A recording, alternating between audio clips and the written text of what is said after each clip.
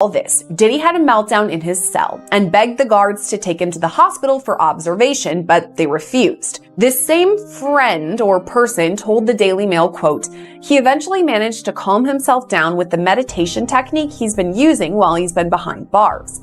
It took him— he's here. You didn't have to track him down. He's got a real defense here. He's doing everything right, at least right now. Sean Diddy Combs is in a really bad situation right now. He is currently locked up in jail. There are a lot of rumors flying around the internet. One of the big rumors is that he might be able to pay his way out of trouble and only end up serving about 11 years in prison. But from what we know right now, that rumor is not true. So, the biggest question everyone is asking is, how long will he actually have to stay in prison?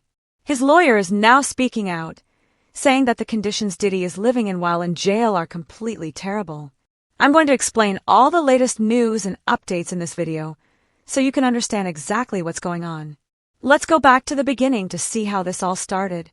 Back on March 25th of 2024, a government police group called Homeland Security rushed into Diddy's houses in Los Angeles and Miami.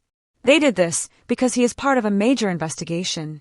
The police are looking into very serious accusations, including that he was involved in sex trafficking and running a criminal operation. Then, just 2 days later on March 27th, things got even worse for him. Diddy was arrested. He was taken into custody at the airport in Miami. He was there trying to get on his private jet to leave when the police caught him.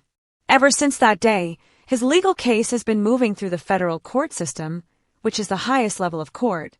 On April 15th, a judge decided that Diddy could not get out of jail on bail. This meant he had to stay in jail while waiting for his trial. All through the summer, there were many court hearings where lawyers and judges discussed the case. Now, his official trial has begun. We also know that a date has been set for when the judge will decide his punishment. That will happen on— According to a report from the Daily Mail, that's why Diddy had a breakdown. A person close to him apparently said, quote, spending the holidays behind bars was a nightmare for him. If we're to believe all this, Diddy had a meltdown in his cell and begged the guards to take him to the hospital for observation, but they refused. This same friend or person told the Daily Mail, quote, he eventually managed to calm himself down with the meditation technique he's been using while he's been behind bars.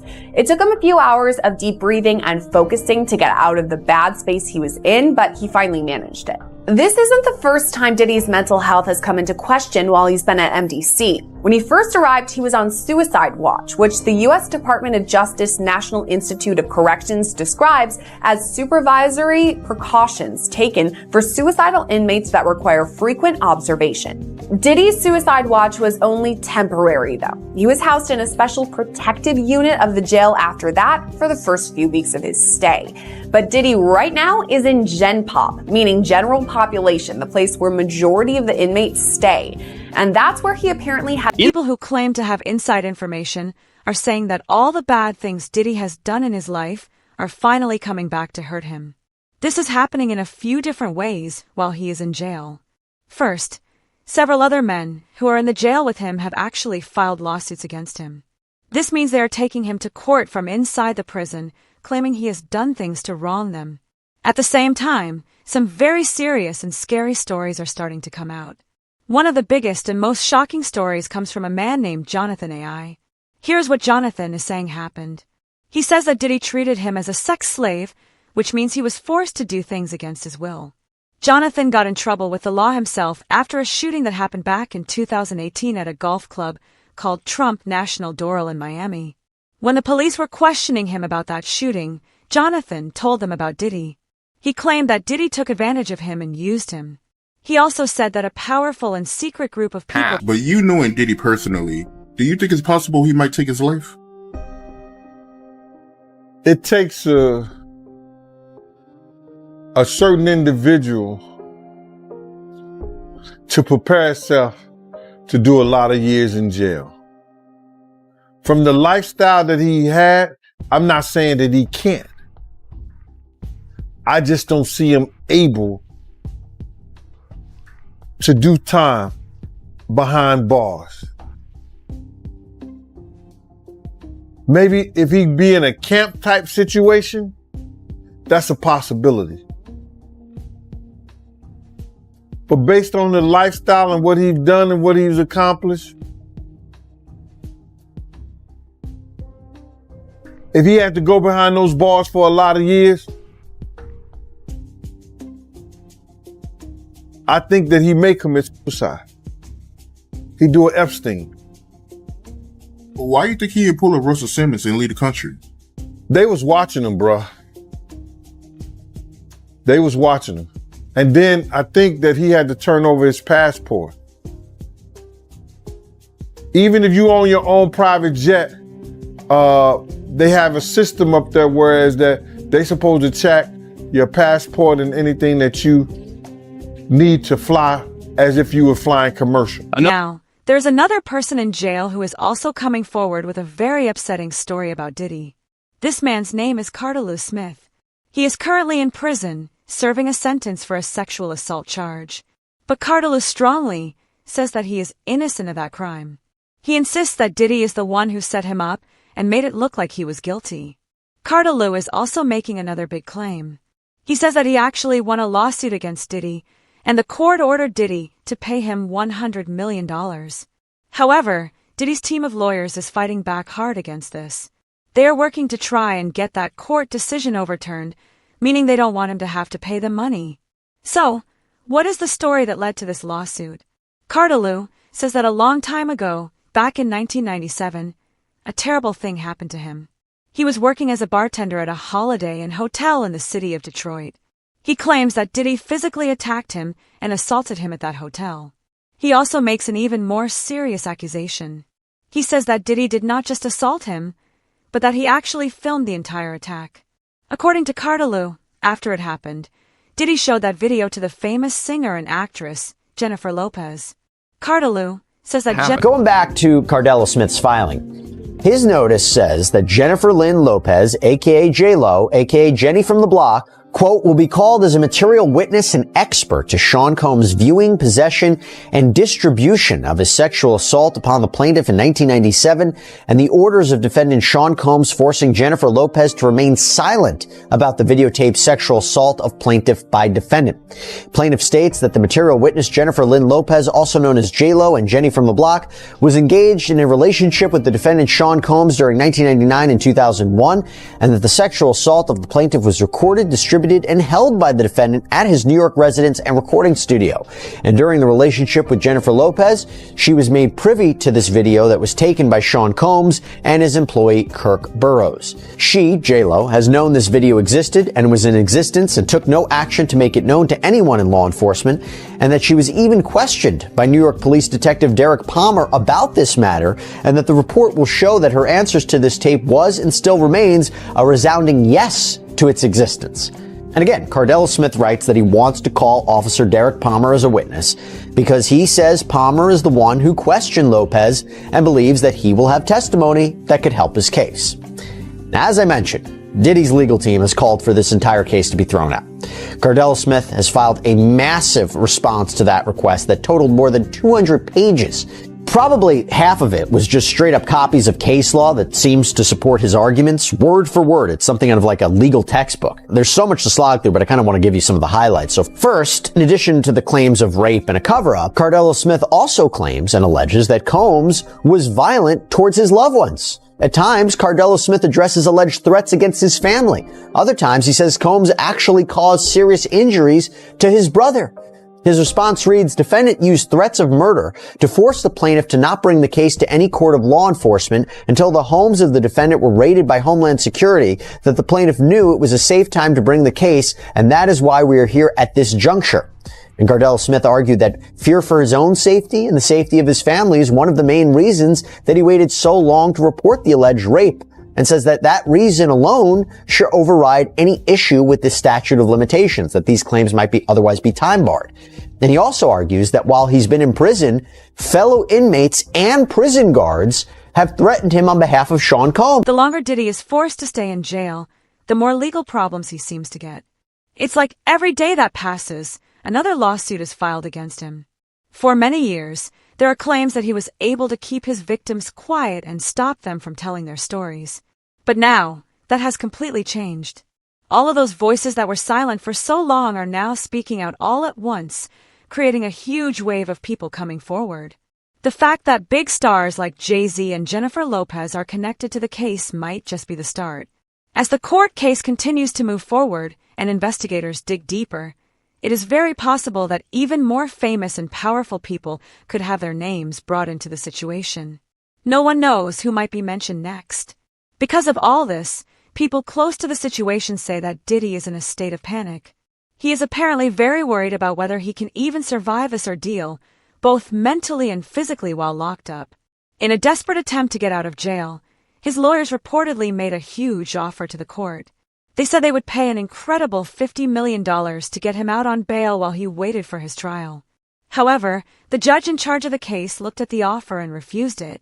The judge said no, meaning Diddy has to stay right where he is in the detention center, with all of these legal troubles and fears continuing to build up around him.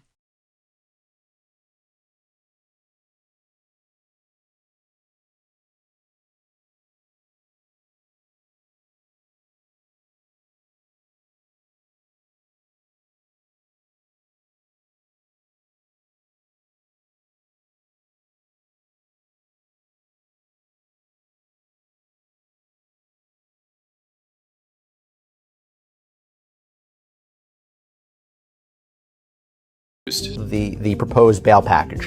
A $50 million bond, co-signed by him, his mom, his sister, the mother of his oldest daughter, and his 3 adult sons. It's going to be secured by the equity in his property in Miami, Florida.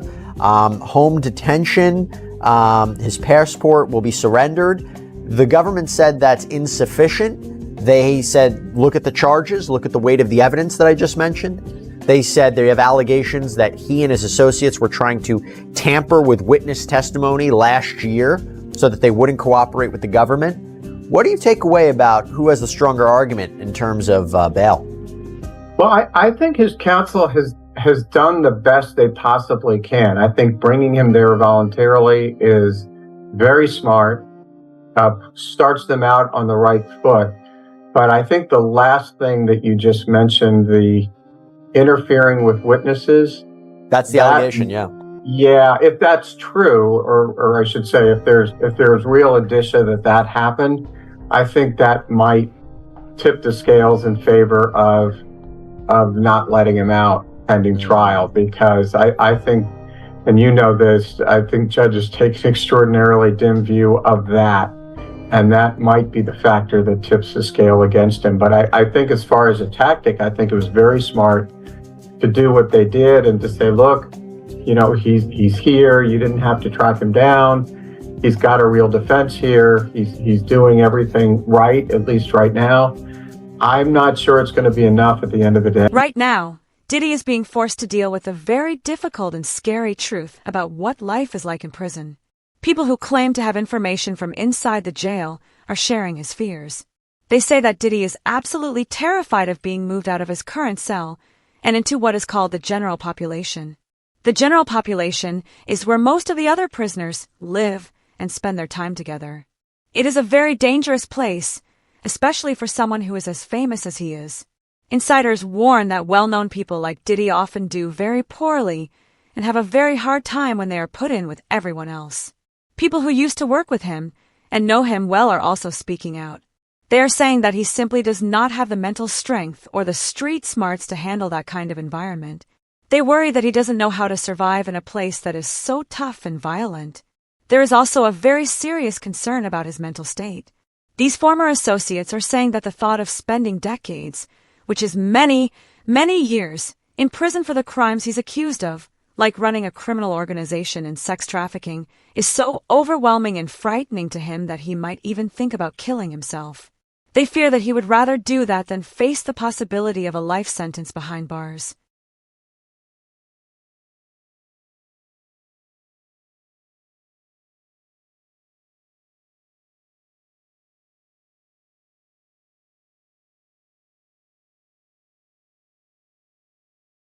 From the consequence, and I don't feel bad for him at all.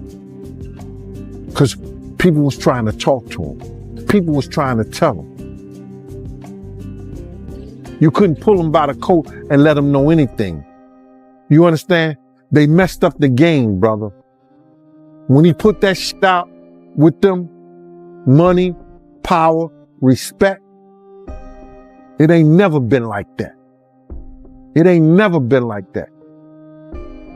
You got your respect in the street that gave you your power, that brought you your money. Totally different thing. He let that money, power, and respect go to his head, but he had it ass backwards. So do I care what happened? Nah. He got enough money to buy his way out of this. So we think. So when you look at that video of him pacing around and he's looking worried, and you knowing him, do you think it's possible that he might commit suicide? When you're a narcissist, there's always a possibility because you're suffering. But I don't think that he can see himself in a cage. I don't think he can see himself behind those bars in those type of situations. It's too many real dudes that dislike him. But then again, there's a lot of real dudes that need help. And him being behind bars. There are reports coming from inside the Metropolitan Detention Center, which is the jail where Diddy is being held. These reports suggest that other men in the jail have already started to pick him as a target. This means they are looking for opportunities to hurt him or cause him trouble. A big reason for this is that many of the prisoners in there are serving life sentences. A life sentence means they are going to be in jail for the rest of their lives, with no chance of ever getting out. Because they have nothing left to lose, they often look for ways to build up their reputation. Attacking a huge celebrity like Diddy is seen as a fast way to become famous and respected in the prison world. It gives them what is called street credibility, making them seem tougher and more important to the other inmates. This knowledge has left Diddy constantly nervous and afraid. He is always on edge, looking over his shoulder because he doesn't know who might try to attack him next. The situation is especially scary for him because of the things he is accused of doing in his own past. Throughout his career, it is alleged that he would drug people, make them unconscious or unable to control themselves by putting drugs in their drinks, in order to take advantage of them. Some of these people he allegedly drugged were even under the age of 18, which are considered minors. To keep everyone quiet and maintain his power, he is said to have used hired muscle, which are big, scary people paid to threaten others or hurt them. But now, the tables have turned. He is no longer the one in control.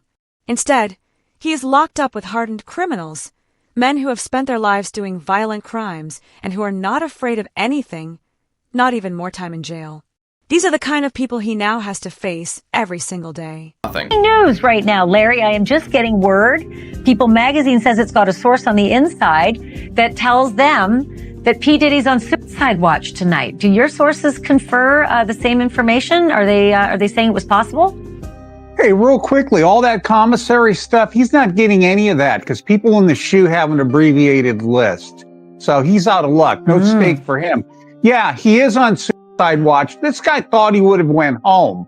All of a sudden, he didn't get bond. Remember, the first night that he was there, he was like an overnight guest. When they called his bond hearing, now they checked him into the system, and reality has hit him.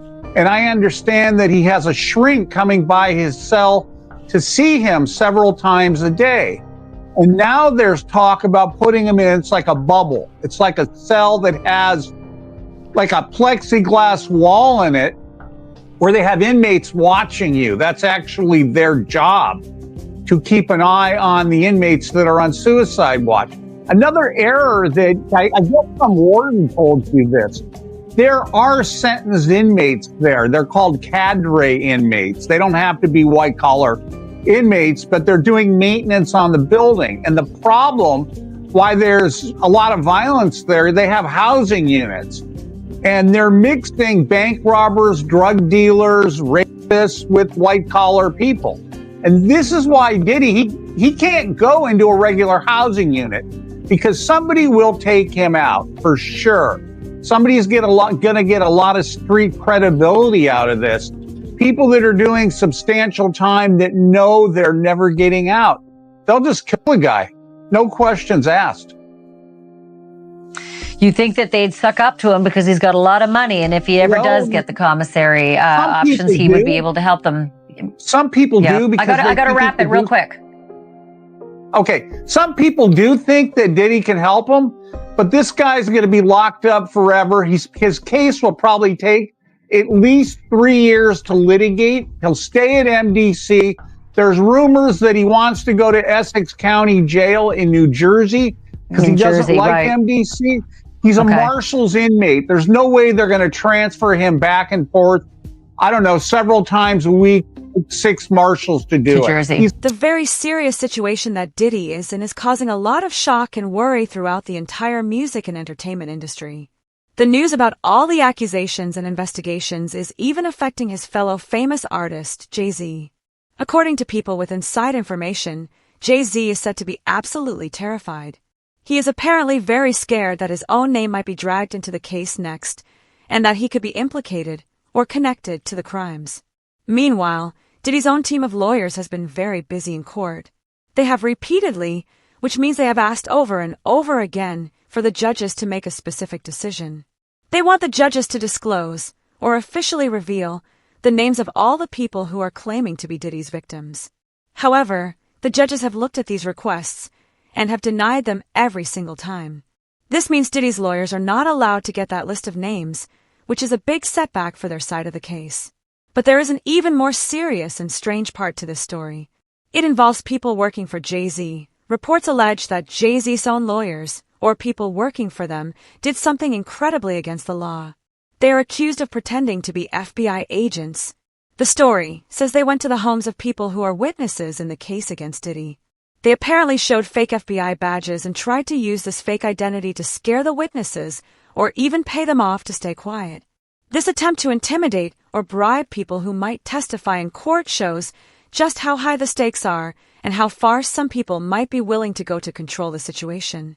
Meaning he'd let the matter settle itself in court. But now in a new lawsuit, a Texas man is claiming Jay-Z's lawyers are bribing people to sue Busby and his law firm. This 13-page lawsuit was filed on January 3rd in Harris County, Texas, and the plaintiff in the filing is being represented by none other than Busby's law firm, who filed the suit on his behalf. Now Jose Maldonado, who is the plaintiff in this suit, is suing Jay-Z's attorneys and his company Rock Nation, but not Sean Carter, aka Jay-Z himself. According to the lawsuit, the defendants in this suit are Marcy Bryan Croft, her law firm MJ Legal, Rock Nation, and the law firm who is representing Jay-Z, Quinn Emanuel Urquhart and Sullivan. They allege the defendants conspired to obstruct justice by engaging in shadowy operatives to illegally get more than 24 current and former clients of Busby law firm to turn around and sue them. The suit claims Rock Nation is financing this alleged effort, while attorneys Marcy Croft and the law firm Quinn Emanuel are orchestrating this whole thing.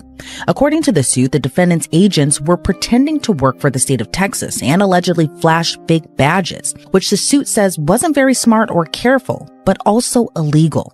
The suit states the defendants' agents offered as much as $10,000 to a former client to sue the Busby law firm, but the so-called agents were allegedly caught on audio tape red-handed. The suit claims attorney Marcy Croft, who is a lawyer but also a member of Team Rock, was orchestrating that whole effort. Then in another recording, those agents were describing in great detail the alleged criminal conspiracy. The suit claims they went so far to admit the lawsuits would be reported in the press, and some former clients already accepted money to join that alleged effort. As I mentioned, Sean Carter, aka Jay-Z, isn't named as a defendant in the lawsuit. However, the suit claims Rock Nation and Jay-Z are synonymous, given the mogul is the founder and chairman. The lawsuit acknowledges Busby's law firm filed the rape lawsuit against Jay-Z in New York federal court, and as a result, Jay-Z sued Busby's law firm in Los Angeles state court. But the suit claims while all of that legal back and forth was going on, Jay-Z's attorneys who represent himself and his Rock Nation denied in open court and in the press their involvement in the alleged scheme. Now back to Maldonado's claims. He claims the defendants used him as a pawn. He alleges on behalf of Marcy Croft, 2 people attempted to contact him many times and went so far as to go to what they believed to be Maldonado's home. Instead, they went to his dad's house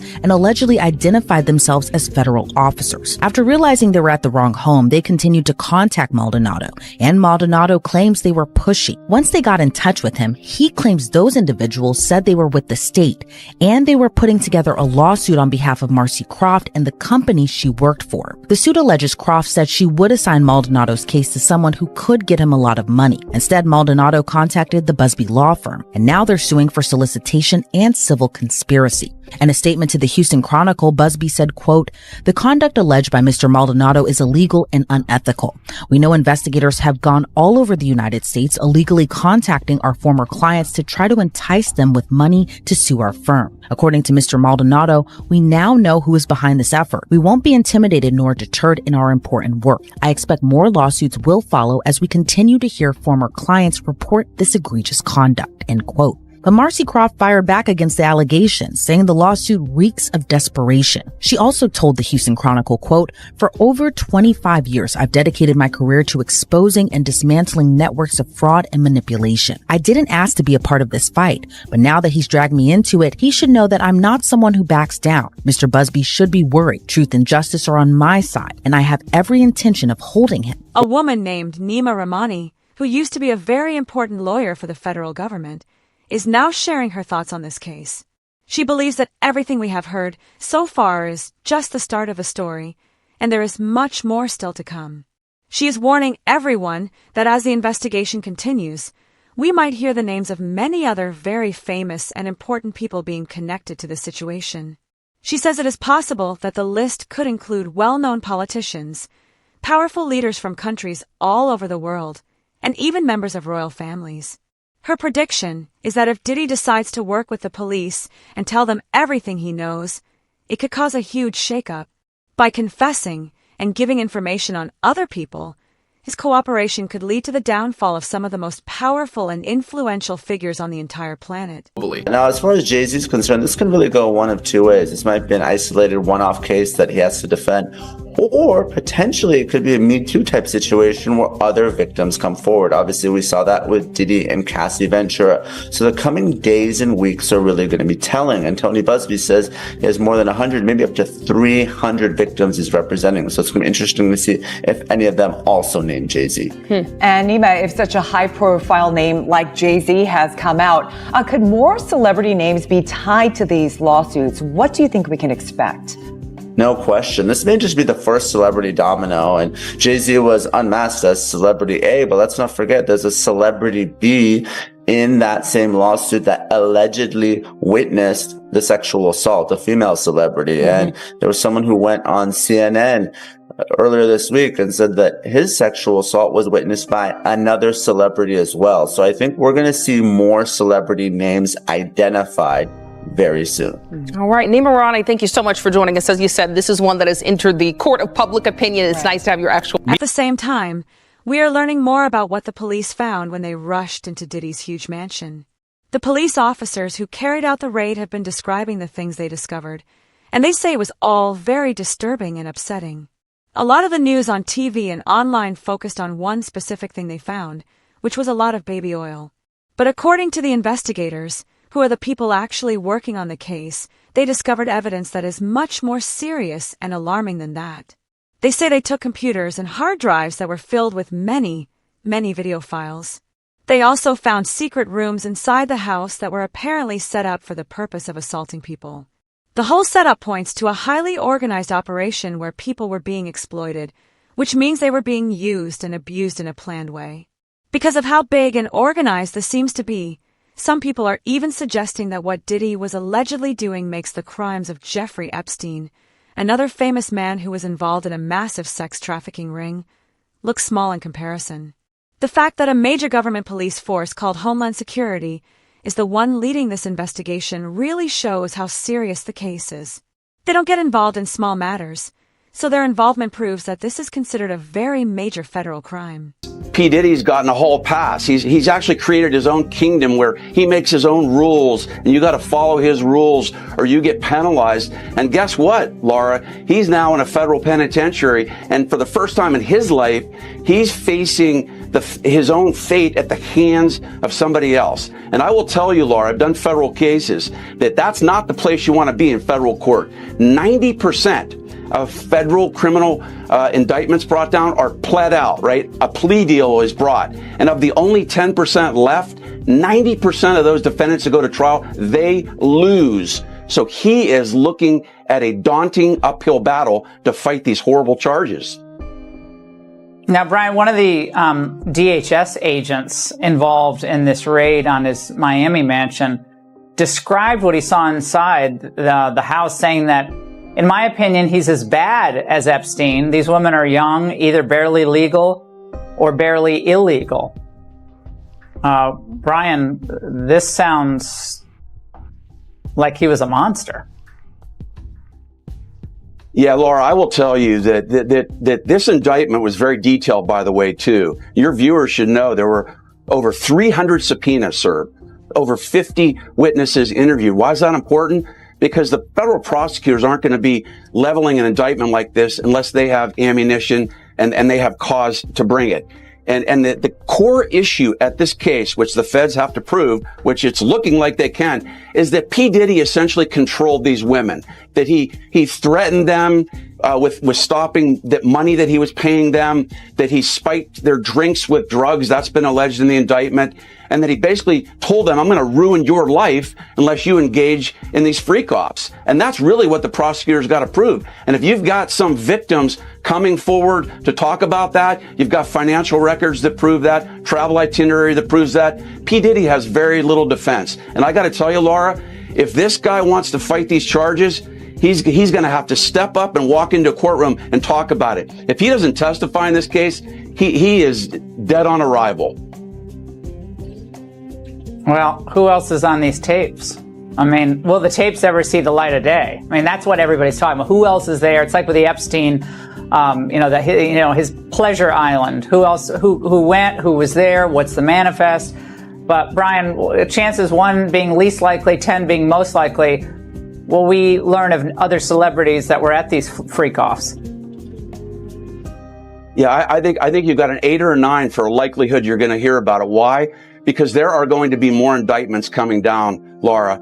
That's an important point here, because he's being charged with racketeering and conspiracy. You're going to have, well, let's start on the inner circle. You're going to have former bodyguards. You're going to possibly have former musicians that he was with. You've got personal assistants that are going to be, they're already talking about this.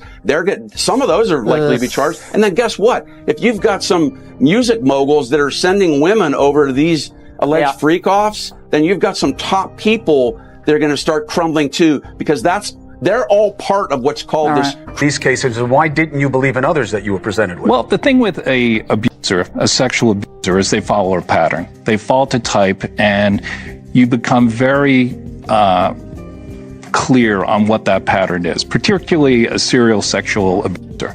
And these cases were all identical in the facts, identical in the story. It was beginning, middle, conclusion. They know each other? Boom. None of them knew each other. Did you have them meet? No. Did you have them coordinate stories? No. Do you think they had any contact with each other before they came to you? Absolutely not. And when you were talking to them, well, first, the ones that you didn't take, why not? Stories didn't make sense. Stories didn't fit the pattern. Stories were not credible. I mean, this is my 30th year as a lawyer. I've tried over 100 cases. I can assess whether somebody's story is credible. And if I don't believe it, I'm not going to put my name on a pleading, sign it, and file it in court. I'm not doing that. And that's what I did with the 60 plus cases that I rejected. And this is not really your area of expertise. If people look you up, celebrity lawsuits is not really where you make your bones. Why this? Well, I was involved in the Weinstein litigation. Right. I was involved in the Paducah litigation. I was involved in the Hayden litigation. Why did I do this? I do this because it's important. I think it's important for people to be heard, have their chance to get the power back. Because sexual abuse, sexual assault is about one thing: taking power, humiliating, demeaning a person and a victim. It has nothing to do with sex. And so I think it's important. I think it's important to get the word out. I think it's important for men to feel, hey, look, I can come out and be heard just like a woman could. And the defense that, look, they knew what they were getting into. These are regrets. They went there, they partied, and now they see a pocket. No, I don't think so. One, my client were was... they gay men? One was bisexual, the other ones were not. And they were going there. The client was bisexual, worked for Diddy. Diddy owed him money for doing errands for him and being his step and fetch, for lack of a better word. And I think it was a power move. It was a clear power move because this guy had the nerve to come to him and say, you owe me money. And so Diddy said, come on to the Intercontinental Hotel. He gives him the drug, knocks him out, sodomizes him. And I won't use the term that my client used, but he said he tried to turn me into his B word. And I think it was a clear power move on each and every occasion. I think the ones that took place in the Park Hyatt, that wasn't partying. My client met him at a nightclub in the city here with a music producer. He didn't think he was getting into that. The man who was raped in the Hamptons, he thought he was going to a white party. Who wouldn't want to go to a white party? I would have gone to a white party back in the day. I wouldn't go now. But they went there innocently, and this is what happened to them. I never went. I appreciate you very much. Just when it seems like things can't get any worse for Diddy, they do. A brand new lawsuit has been filed against him, adding to his already massive pile of legal problems. This new case accuses him of a very serious crime. He is being accused of raping 3 different men. We are also learning that 2 of these 3 men had jobs working for him in the past. The victims in this lawsuit are describing these attacks in a very specific way. They say that the assaults were not about romance or desire. Instead, they say that Diddy's goal was all about domination and control.